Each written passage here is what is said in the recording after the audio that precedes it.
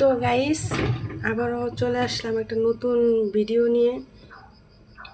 দেখেন আজকে আমি এখানে বানাবো বাদাম ভর্তা। তার জন্য আমি নিয়েছি বাদাম, মরিচ, কিছুটা পেঁয়াজ আর কিছুটা মানে পরিমাণ মতো যতটুকু আমি খাইতে পারবো ততটুকুই রসুন। আবার আপনারা কেউ বলবেন না যে রসুনটা বেশি হয়ে গেছে আপু, কেননা এটা হচ্ছে নতুন রসুন, এর ভিতরে শুধু পানি আর পানি, এতে কিন্তু সেরকম একটা ঝাঁজ নেই। তো আমি ভর্তাটা বানানোর জন্য প্রথমে একটা কড়াই বসাই নিয়েছি, এখন চুলাটা অন করে দিব।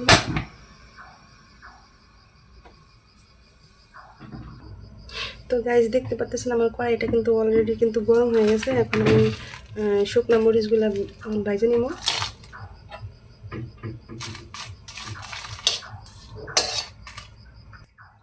তো গাইস দেখতে পাচ্ছেন আমার মরিচগুলো ভাজা হয়ে গেছে, এখন মরিচগুলো উঠাই নিলাম। মরিচগুলো বেশি ভাজা যাবে না, বেশি ভাজলে কালো হয়ে যায়। এরপর আমি এখন বাদামগুলো ভেজে নিব।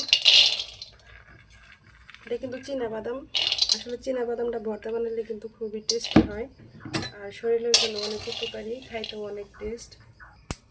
তো আমার বাদামটা কিন্তু ভাজা হয়ে গেছে, এখন আমি বাদামটা উঠাই নিব।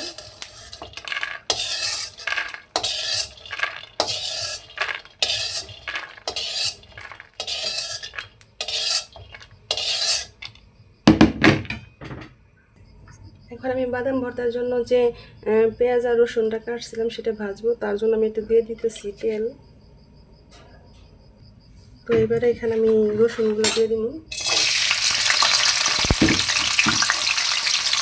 রসুনটা যেন একটু মানে ভর্তাটা যেন একটু কালারফুল হয়, তার জন্য আমি দেখতেছি হালকা পরিমাণে একটু হলুদ, যাতে রঙটা ভালো আসে। এবার এটাকে আমরা ভালোভাবে ভেজে নিব। আমার রসুনটা কিন্তু কমপ্লিট ভাজা, এখন আমি রসুনটা উঠাই নিব।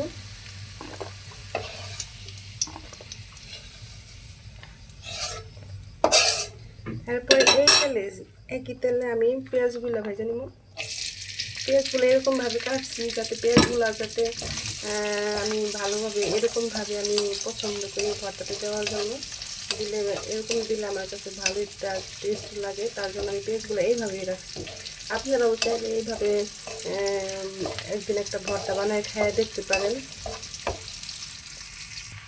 তো আমার পেঁয়াজটা কিন্তু অলরেডি ভাজা হয়ে গেছে, আমি এখন চুলাটা অফ করে দিলাম।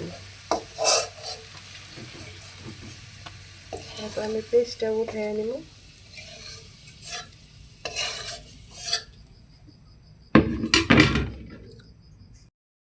তো দেখেন এবার আমি ভর্তাটা বানাবো।